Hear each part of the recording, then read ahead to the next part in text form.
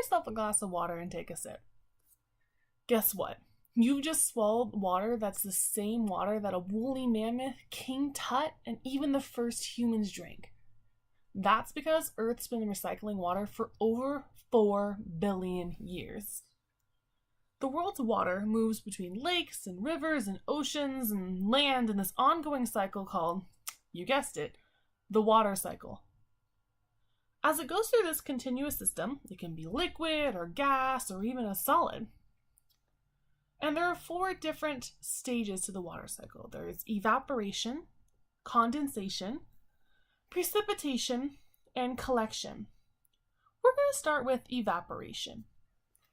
Evaporation is when the energy from the sun heats up the surface of the earth, causing the temperature of the water in our rivers, our lakes, and our oceans to rise.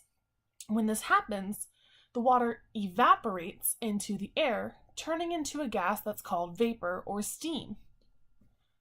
After that happens, when the water rises up, it cools and turns back into liquid, forming clouds. This is called condensation. And when the clouds get too much water, the water droplets become too big and heavy for the air to hold them, and they fall back down to the earth as rain or snow or hail or sleet, and this is called precipitation. The fallen precipitation is then collected in bodies of water like rivers or lakes or ocean, where it eventually evaporates back into the air, beginning the cycle all over again. And it's collected either by falling directly into the lakes, rivers, or oceans, or it falls on plants, and it can evaporate from the leaves into the air. And when water reaches land directly, it flows across the ground and collects in the oceans, rivers, or lakes, and that's why it's also called runoff.